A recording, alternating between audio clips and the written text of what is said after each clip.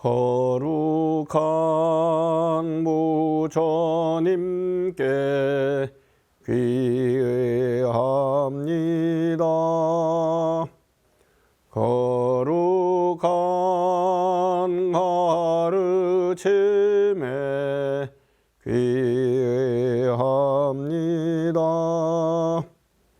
거룩한 스님들께 귀의합니다.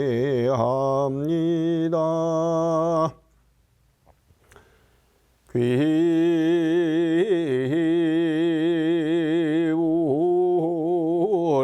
양족전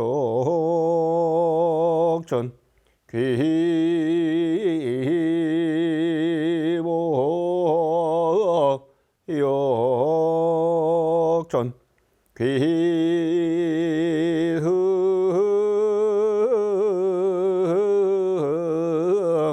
중중전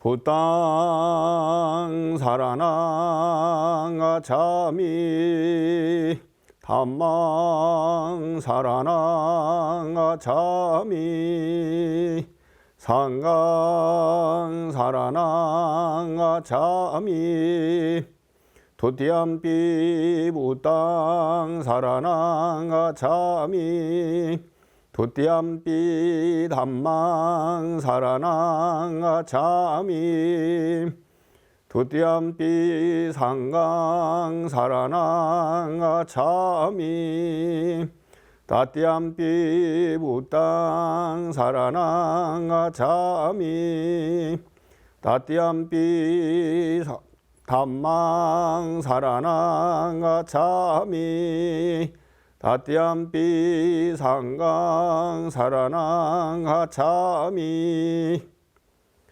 그래요 그래요 선제 선제 사두 사두 사두. 겨울이라서 뭐 눈이 오기도 하고 날씨가 춥기도 하고 여러 가지 일들이 일어나고 있습니다. 이제 우리 겨울에는 불교계에서는 큰 명절이 동지라는 그런 명절이 있습니다. 동지는 양력나라의 설날입니다. 태양이 가장 짧은 날이니 가장 빠른 날이겠죠. 그래서 양력나라의 설날에 태어난 분이 계시다는 믿음이 있습니다. 그것은 바로 지저스 크라이스트, 예수님입니다. 그것이 동지가 12월 21일 경우도 있고 22일 경우도 있고 올해는 22일입니다. 그래서 옛날에 어느 때는 21일 어느 때 22일 생일 잔치를 했겠죠. 그러니까 좀 복잡해서 황제가 12월 25일로 하자라고 결정해서 지금 12월 25일 날 크리스마스를 쇠는 나라가 아주 많고 그리스 넘어서 저 러시아 정교회 등엔 아직도 1월 6일을 동지로 알고 있고 그래서 1월 6일이 크리스마스인 경우도 있습니다. 우리 불교 또는 한국 불교에서는 하선동력이라고 해서 여름에는 부채를 나눠주고 겨울에는 달력을 나눠줍니다. 옛날에 농사를 짓고 할 때 그때그때의 햇빛 양이라든가 비의 양이라든가 이런 것들을 가늠해야 또 배 타고 다니는 사람들이 물때도 알아야 하고 바람의 방향도 알아야 되고 그런 것들을 알기 위해서 달력이 필요했고 옛날에 달력을 아무나 만들 수 없었기 때문에 나라에서 만들고 나라의 임금이 그걸 나눠줬습니다. 우리 대한민국에서는 내년에 뭐 선거를 한다고 합니다만 선거와 관련해서 옛날에는 국회의원들이 이 달력을 나눠줬고 지금처럼 12장짜리이거나 또 365일짜리 하루하루 달력도 있었죠.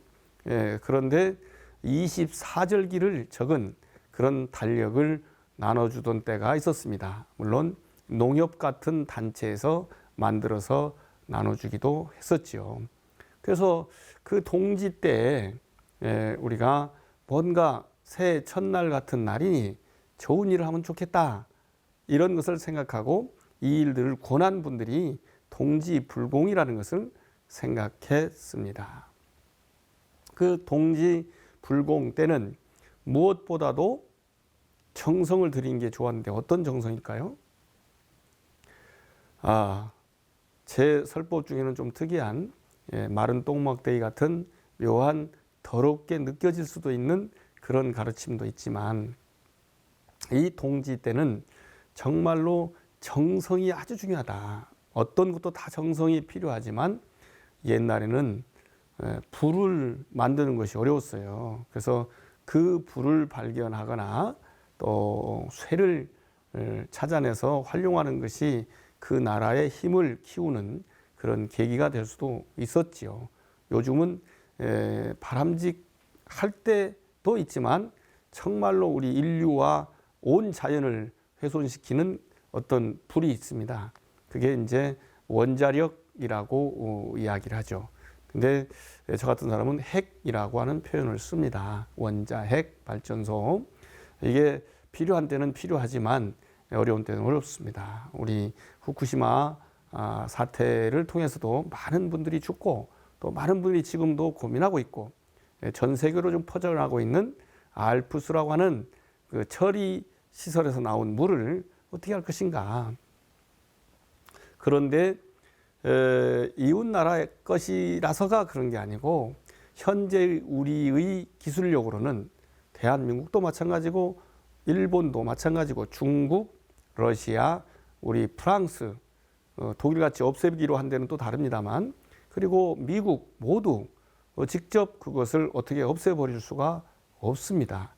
그래서 넓은 땅이 있는 경우 바위들이 많은 안반을 뚫어가지고 파가지고 또 안반 같은 걸로 덮어서 또는 시멘트로 두껍게 덮어서 할 수 있는 곳만 새로운 핵발전 시설을, 원자력 발전 시설을 짓게 하는 그런 내용들을 가지고 있는데, 자기의 경험이나 또는 자기가 활동하고 있는 진영의 생각에 따라서 이것을 다르게, 너무 다르게 보기 때문에 보통 사람들이 힘듭니다.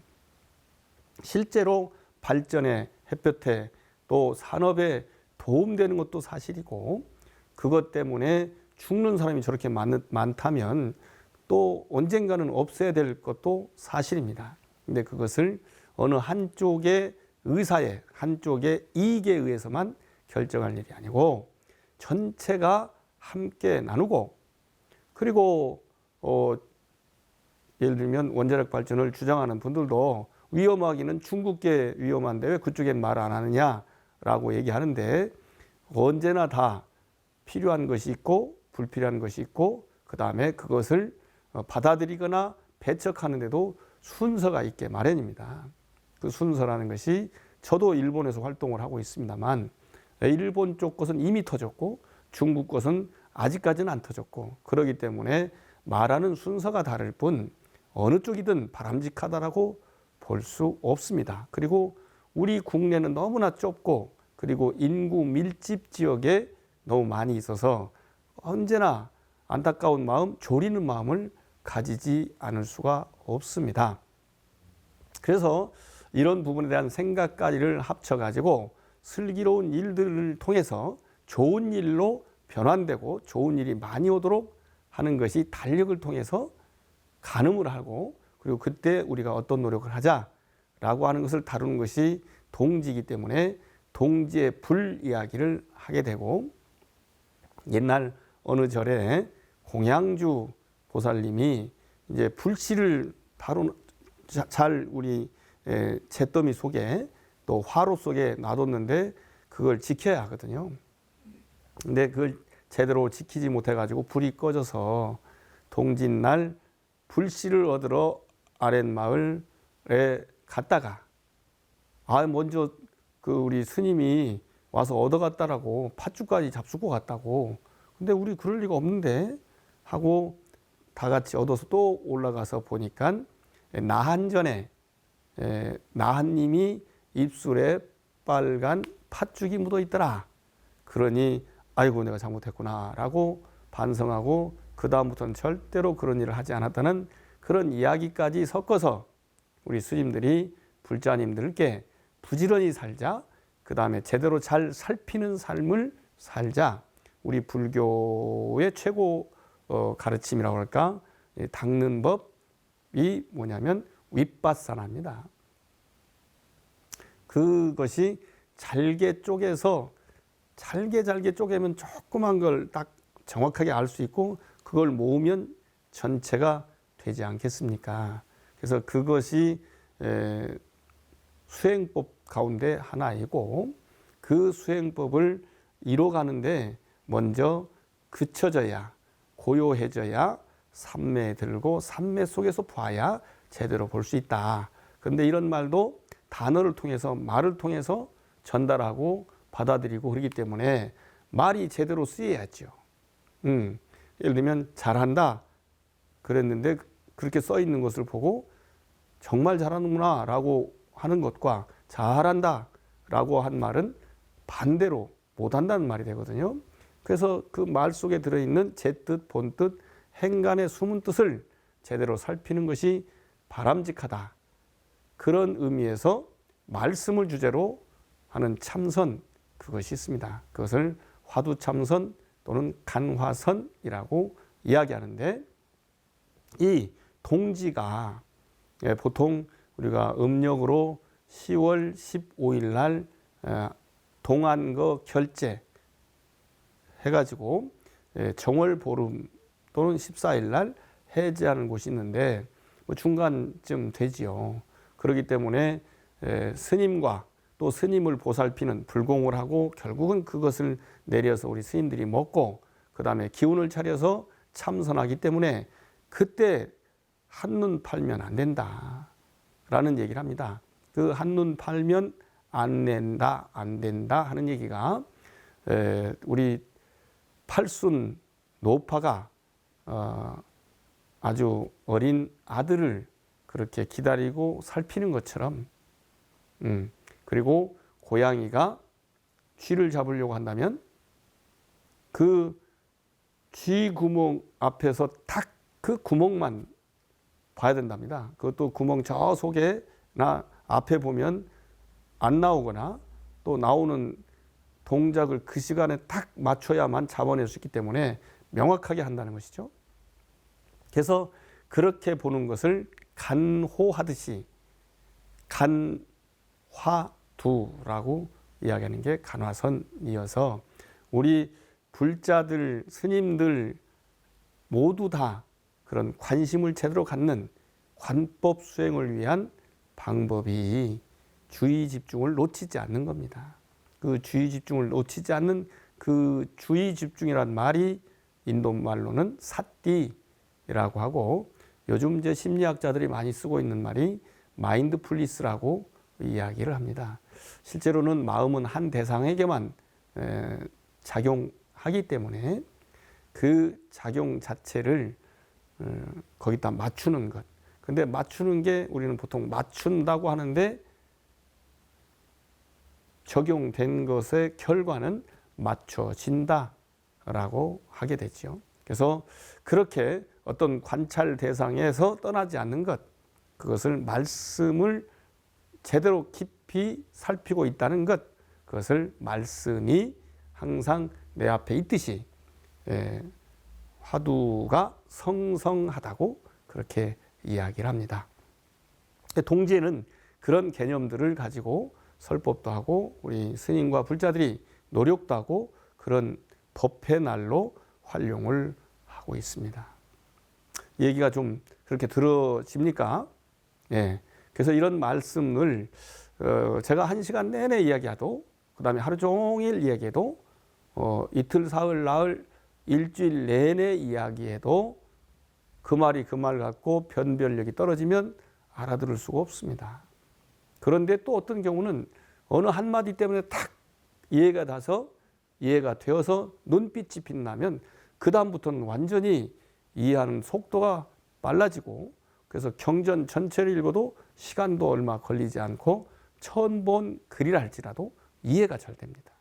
이제 그런 때가 오기를 바라면서 설법도 경전도 참선도 염불도 하게 되는 것이죠. 참선이 매우 중요한 것인데 염불이 부처님을 생각하는 겁니다. 그런데 부처님을 생각하면 열심히 생각하고 소리까지 내서 하면 또 집중이 잘 되어서 다음 공부하기가 좋습니다. 그래서 염불을 강조하고 그저 부처님 이름을 부르는 염불도 강조하지만 어떤 경우는 진리의 말씀이라고 하는 만트라의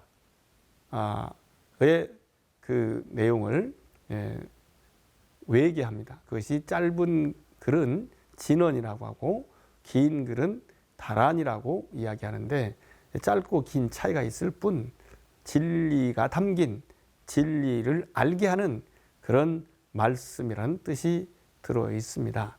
그래서 능엄주라든가 광명주라든가 또 어떤 경우는 지장고살 첨부다라니 등을 하라고 하는 경우도 있고 신묘장구 대다라니 수구성치 다라니 등을 하게 하는 분들도 있는데 이것은 바주라야나 밀교의 방법을 활용한 것입니다.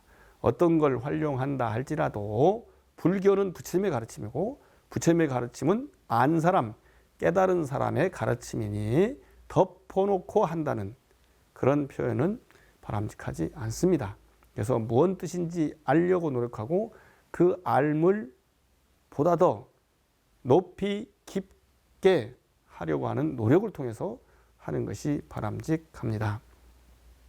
그런데 천리길도 한 걸음부터 라고 또 우리 꼬마한테 어린아이한테 큰 배, 큰 수박을 그냥 주면 먹지 못합니다. 그런데 칼집이라도 내주면 또 쪼개서 나눠주면 다 먹을 수 있습니다. 그렇게 되기 위한 노력들을 하듯이 부처님 가르침을 널리 열심히 일러주다 보면 뭔가 빛나는 곳, 뭔가 내 마음에 탁 드는 곳, 이것이 언제 어디서 어느 말씀에서 시작되고 이어질지 알 수가 없습니다. 그렇기 때문에 그 부분을 위해서, 그때를 위해서 또 많이 말씀을 드리게 됩니다. 한마디 말씀이라는 말을 인도 말에서는 사구계라고 얘기하는데 일반적으로 우리는 그것을 네 줄짜리 시라고들 오해하는데 우리 기억 가지고는 소리도 안 나죠. 뜻도 안 가지죠. 그런데 거기다가 모음인 아를 넣어서 함께 하면 가가 되죠. 거기에 동그라미를 받침으로 쓰면 강이 되죠. 그렇게 세 개로도 말이 되는데 어떤 경우는 리을 기억 같은 읽다 이 받침은 합치면 네 글자가 되지 않습니까? 네 음절이 되는 거죠. 그렇게 되면 하나의 말을 이룬다. 그러니 뜻을 가지게 된다 이거죠. 그것을 사구계라고 하는 것입니다. 그래서 그런 부분을 잘 다뤄진 말씀이 있는데 부처님처럼 위없고 고르고 바른 깨달음을 얻는 이 가르침이 담긴 한마디 말이라도 나누고 말해준다면 그 공덕은 엄청난 재물들을 보시하는 것보다 낫다고 하는 표현이 우리 금강경에서 여러 차례 나옵니다. 이 가르침에서 모든 깨닫는 법이 나왔다라고도 이야기합니다. 이건 경전의 중요성을 이야기하는 경전에서는 가끔씩 나오는 표현입니다. 세상 모든 가르침들이 비슷한 교리, 논리를 가지고 있기 때문에 그렇습니다. 그래서 그 교리들을 가르침을 이른바 나누고 지키면 좋은데 태어난다는 말도 있죠. 그래서 그런 부분들이 우리가 항상 남들에게 전하는 것, 나누는 것, 우리 불교 말로 포교, 전법, 또 이웃 종교 전도 뭐 이렇게 얘기하는데 그 동네 말로 썼을 뿐 같은 뜻입니다. 느닷없이 들릴 수도 있지만 나밖에 다른 길이 없다는 말로 통일되는 것이 내 말 잘 들으란 말이기도 합니다. 우리 부처님도 내 가르침을 잘 들어야 된다라고 말씀하십니다. 그 여러 군데서 말씀하십니다. 내 가르침이 어떤 가르침이냐? 그것이 초기 불교에서는 다작가숫다 깃발경이라고 하는데, 모든 전투에서나 모든 운동에서나 모든 활동에서 깃발을 딱 꽂았을 때 여기가 어느 단체의 깃발이냐, 어느 진영의 깃발이냐, 어느 종교의 깃발이냐, 어느 지도자의 깃발이냐라는 것을 그냥 믿고 따르지 말고, 그 아래 가면 분명히 이러이러한 좋은 일이 있다라는 것을 확인하고 믿고 따르고 의지하는 것이 바람직하다는 내용들이 나와 있는 것이고, 그것이 분명하다면 그 전체를 알려주고 나눠주면 참 좋겠지만 한두 마디 말이라도 이게 필요한 것입니다. 우리 부처님을 출가한 곳에서 끌어내려서 다시 왕궁으로 데리고 오라고, 그런 임무를 맡은 궁궐이나 궁궐 주변의 사람들이 5명이나 한꺼번에 간 게 아니라 하나하나 갔는데, 그 중에 하나가 아싸지라는 제자가 된 분입니다. 그 아싸지를 처음 본 사리뿌따라는 제자가 뒷모습만 보고도, 걸어가는 모습만 보고도 이분은 정말 훌륭한 분이다, 깨달은 분이거나 깨달은 분의 제자라는 느낌을 가졌다고 합니다. 그런데 말씀까지 덧붙여주면 얼마나 멋있겠습니까? 여러분들 그 느낌, 그냥 쳐다만 봐도 그렇다라고 하는 이야기는 저 유명한 벤허라고 하는, 혹시 그 영화, 기독교 영화죠. 실제로는 요즘 구분으로는 천주교 영화, 캐톨릭 영화이지요. 거기에 3시간 40분이나 롤타임 영화 상영 시간이 그렇게 길어요. 그래서 그 내용을 다 기억하는 사람들이 아주 드뭅니다. 그런데 그 영화에 예수님이, 지저스 크라이스트가 나타납니다. 근데 딱 한 번 나오고 얼굴도 안 보여줘요. 그럼에도 불구하고 예수님의 사랑을 명확하게 잘 그린 그런 그리스도교 영화라고 볼 수 있습니다. 마찬가지로 그 한마디 가르침 또는 가르침을 직접 입으로는, 손으로는, 글씨로 하지 않지만 눈빛만으로도 감동하는 사람이 있게 마련입니다.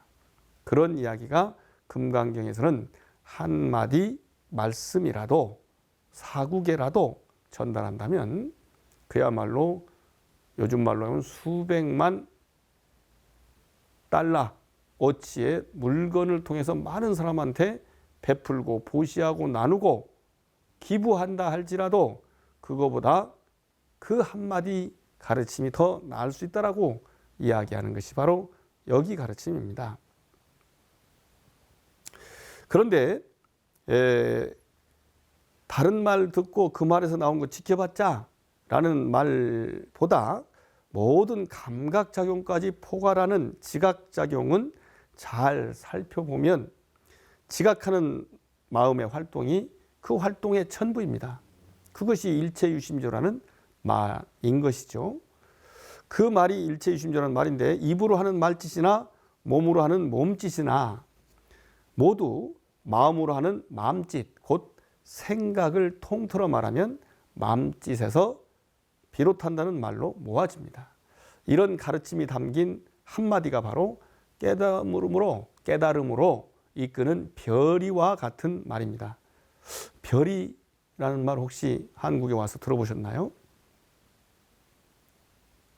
그 물고기 잡는 그물을 땡기는 그런 것을 별이라고 합니다. 우리 옛날 한국 사람들은 삼강 오륜 3가지 별이와 5실, 이걸 오륜이라고 하는데, 그 부분에 별이를 얘기하는 것이 강입니다. 그래서 그 여러 개로 나눠진 그런 그물 줄을 하나로 딱 당기면 전체를 모아들여서 그 안에 물고기가 잠기게 할 수도 있는 것이죠. 그런 거와 마찬가지로 그 모든 가르침을 하나로 탁 받아들이는 그것을 이제 별이라고 하는 것인데, 그러한 별이와 같은 말씀입니다. 그래서 한마디 가르침이 별이가 되게 하여 마음의 날을 별이게 해서 단단하고 빛나게 해야 된다.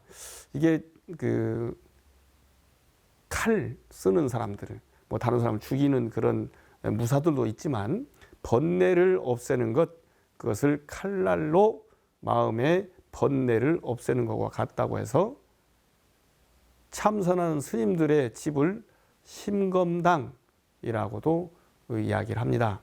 그 심검당에 그 쓰이는 그 검은 그냥 검이 아니죠. 그래서 그 검에 관한 이야기들이 예를 들면 아주 날카로워서 털을 그 위에다 놓고 입으로 혹 불면 잘라진다는 것이죠. 네, 그렇게 날카로운 칼을, 아니 그 털을 자르는 그런 칼이라는 의미도 들어있는 것입니다. 그래서 그렇게 다 하게 되면 더 이상 바랄 것 없다, 더 이상 바랄 것 없다라는 소리가 콧노래로 나오게 된다면 그때 깨달음을 얻게 되는 것입니다.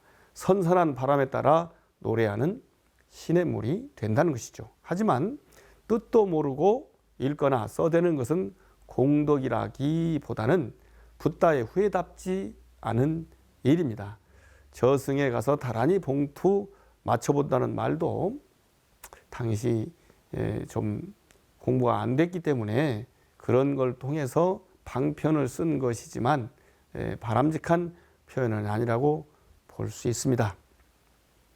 이렇게 우리가 어떤 것을 통해서 좋은 노력을 통해서 아름다운 행복한 평화로운 고요한 그런 상태를 만드는 것, 이것이 내 마음 안에서 벌어지는 것인데 그것을 어딘가 그런 장소에 가는 걸로 생각을 할 수도 있습니다. 요즘은 날이 춥지만 더운 여름에는 얼마나 덥습니까? 그때 나무 그늘에만 들어가도 시원하죠. 그때에 서쪽으로 해가 넘어간다면 얼마나 시원하겠습니까? 그래서 서방정토 극락세계라는 표현이 또한 있게 되는 것입니다. 우리나라만 해도 그런데 저 동남아시아나 아프리카나 인도 같은 경우는 엄청나게 더 덥기 때문에 그 표현이 실감나게 다가올 수밖에 없습니다. 감각 대상에 닿은 감각기관과 지각 대상에 닿은 지각기관이 작용을 일으킴을 우리가 살펴보아야 합니다. 눈, 귀, 코, 혀, 몸이 소리, 냄새, 맛, 느낌을 느낄 때 바로 느낍니까? 그렇지 않습니다. 뇌 또는 심장으로 연결하는 신경줄기, 뉴런을 통해서 지각하게 합니다. 신경줄기를 빼고 뇌, 심장만 넣을 수는 없습니다. 그래서 생각, 곧 마음먹음을 할 때 깨끗한 생각을 하는 것이 바람직한 보살, 붓다의 삶이라 할 수 있습니다. 그것은 감각기관, 지각기관이 감각 대상, 지각 대상과 닿을 때 거기에 쏠리지 않고 무덤덤이 평온하게 해야 합니다. 그래서 색성향 미촉법에 머무르지 않는다는 말이 그런 표현인데, 그때의 나의 마음이 오로지 부처님의 덕성을 향하는, 그래서 그렇게 향해서 서쪽으로 서방정토, 북쪽으로 북방무세계, 남쪽 아촉불의 세계, 동방에 우리 약사 유리광, 열애의 세계 등이 있는데, 그분의 덕성들을 생각함으로 인해서 우리가 그런 쾌활하고 평온하고 행복하고 깨끗한 그런 삶을 살 수가 있는 것이죠. 그것이 바로 정토의 삶이다. 그 정토를 아름답게 장엄하는 이야기들이 많이 나옵니다. 우리 극락세계에는 여러 연꽃들이 피어서 정말 향기로운 그런 모습을 자아내고 새들도 노래를 본문으로 한다고 그렇게 이야기를 합니다. 많은 느닷없이 돌아가신 분들 각자는 다 계획대로 갔을지 모르겠지만 보내는 입장에서는 모두가 사망 사고가 사고에 의한 사망이든 질병에 의한 사고이든 나이가 제대로 들어서 가든 보낸 사람은 안타깝고 아쉽게 생각할 수밖에 없습니다. 근데 그들이 좋은 곳으로 가게 하는 그런 방법들은 스스로가 정진하는 관법을 통해서 가는 것이 가장 바람직합니다. 그런데 살다 보면 그렇게 하기가 쉽지 않을 경우가 있어서 그 정토의 부처님 덕성을 생각하는 것 딱 10번만이라도 하면 갈 수 있다라는 것들이 또 역시 경전에 나오고 그 10번만이라도 한 것을 자기가 못했다면 다른 이가 그 사람을 위해서 염불하면 역시 정토에 갈 수 있다라는 이야기들도 나오는 것입니다. 그런 정토가 어떤 곳으로 어떻게 생겨 있어야 가고 싶겠습니까? 일반적으로 우리 눈으로는 아름답게 꾸며진 나라, 향기롭게 꾸며진 나라, 또 아름다운 소리로 느껴지고 그 다음에 혀 끝에 닿는 살살 녹는 음식으로 느껴지고 그런 것도 있습니다. 그것을 장엄이라고 합니다.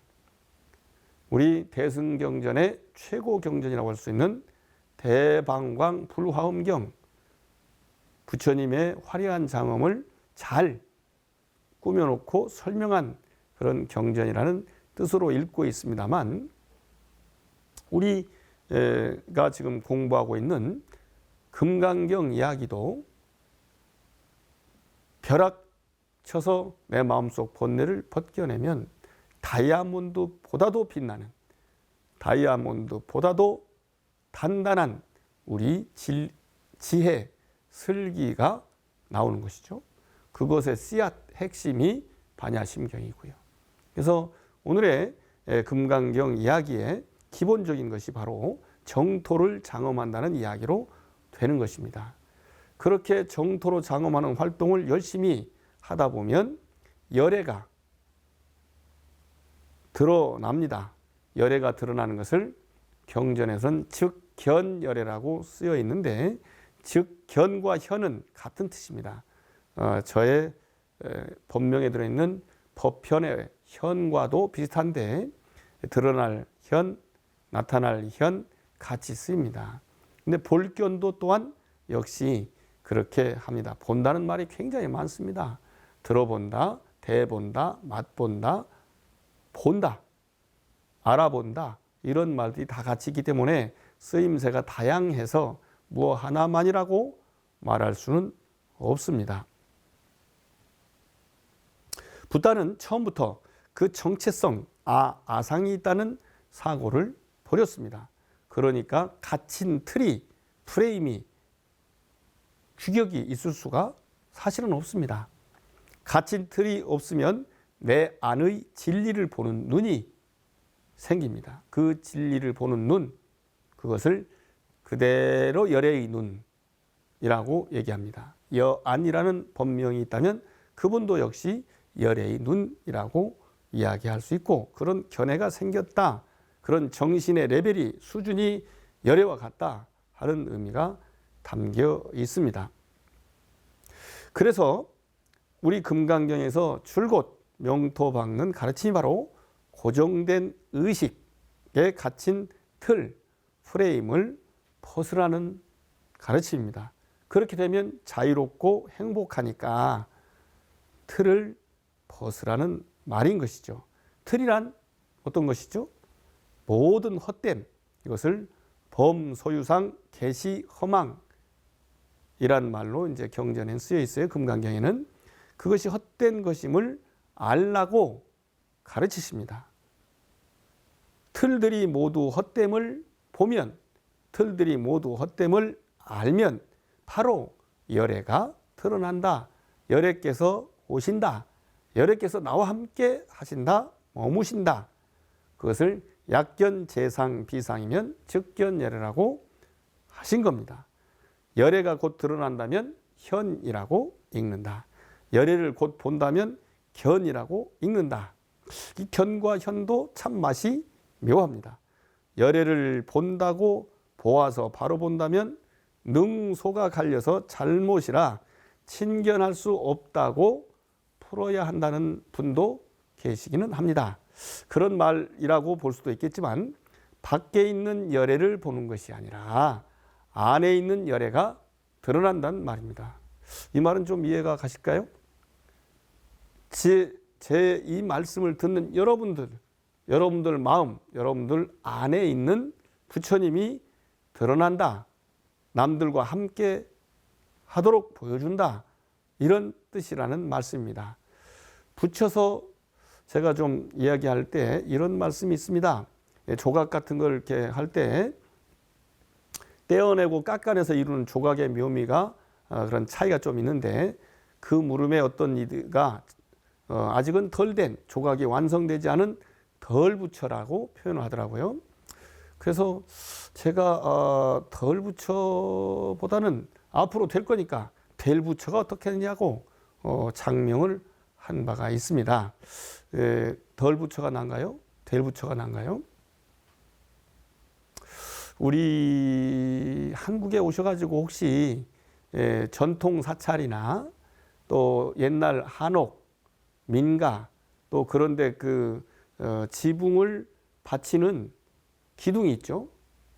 그 기둥과 기둥을 받치는 들보가 아주 주춧돌이 자세히 한번 보세요.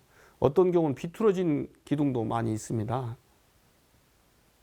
그리고 주춧돌이 반듯하게 평평한 곳에다가 기둥을 올리지 않고 주춧돌이 굉장히 꾸불꾸불 비틀비틀한 경우도 많이 있습니다.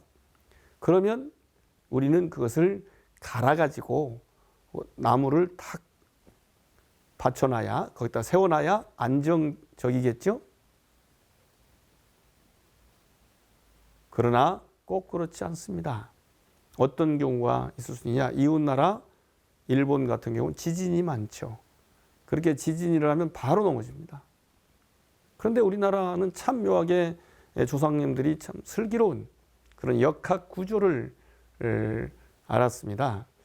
그래서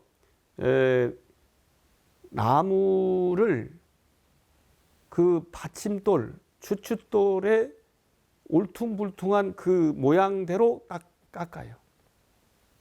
그렇게 깎아놓는 일들을 곳곳에 합니다. 담을 쌀 때도 그 돌들이 서로 나오고 들어간 데가 다르거든요. 그 나오고 들어간 데를 맞춰가지고 돌담을 싸면 바람에도 흔들리지 않습니다. 마찬가지로 그렇게 주춧돌의 높낮이 또 비틀어짐 이런 데다 맞춰가지고 기둥을 깎아내면 그게 또 탁 달라붙어가지고 예를 들면 지진에도 흔들렸다가도 다시 돌아오는 그런 버팀력이 있어요. 이제 그렇게 하는 것을 그랭이 또는 그랭질이라고까지 이야기를 하는데 상당히 아주 재밌고 그리고 합리적이고 그런 좋은 것이라고 저는 생각을 하고 있습니다. 우리 모두가 어떤 경우는 키가 큰 사람이 있고 키가 작은 사람이 있고 몸이 뚱뚱한 사람이 있고 몸이 너무 날씬한 사람이 있고 얼굴이 예쁜 사람이 있고 얼굴이 예쁘지 않게 보이는 사람이 있을 수 있죠. 그런데 똑같은 사람들만 모여있다면 어떻게 되겠습니까? 재미도 없고 그들이 서로 나와 같다고 해서 같음을 느끼는 게 아니라 왜 쟤는 나랑 같은가 이런 생각을 하는 경우가 많아서 다툼이 벌어질 수가 있습니다. 연꽃, 장미꽃, 백합꽃 이런 크고 아름다운 꽃들도 안개꽃으로 같이 장식을 해줘야 아름답다고 이야기합니다. 그것은 디스플레이와 데코레이션의 묘미를 잘 갖춘 것이라고 볼 수 있습니다. 그것을 우리는 장엄이라고 얘기하는데 그 장엄에 관한 이야기가 바로 여기에 있는 것이라고 저는 생각합니다. 그래서 열애가 드러난다는 것은 이렇게 합리적으로 멋있게 서로가 잘 잡아서 아끼고 보듬고 사랑해 주면서 자기도 행복하고 상대방도 행복한 거죠. 우리가 시소를 탈 때도 한 사람이 굴러주면 반대편에 있는 사람이 올라가지 않습니까? 널 뛸 때도 역시 마찬가지죠. 그래서 그런 글행이 일을 잘하는 것이 매우 좋은 것이다.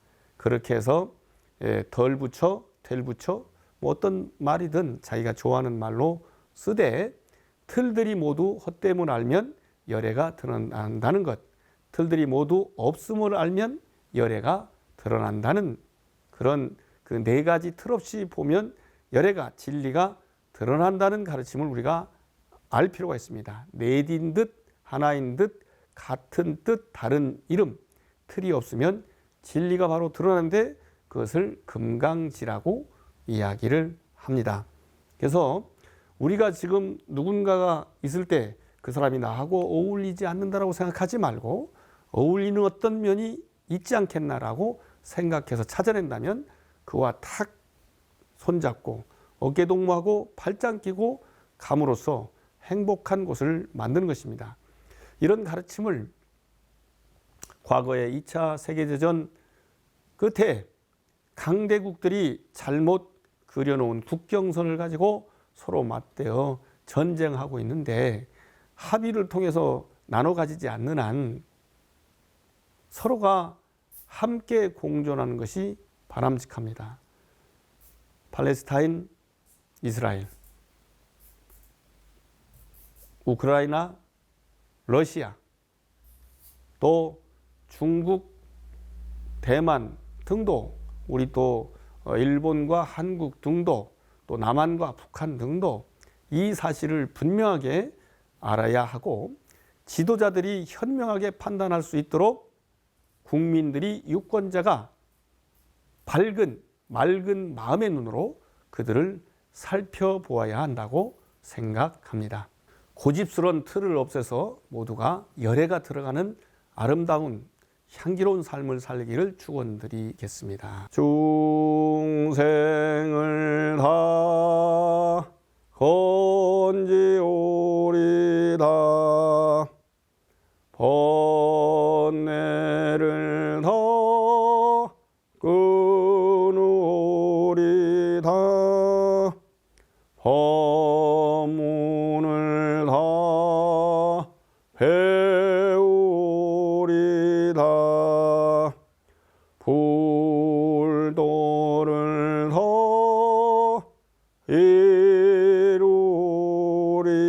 이루리다 사홍소원 마지막 불도를 이루리다처럼 여러분 모두 부처님 되시기 축원드립니다.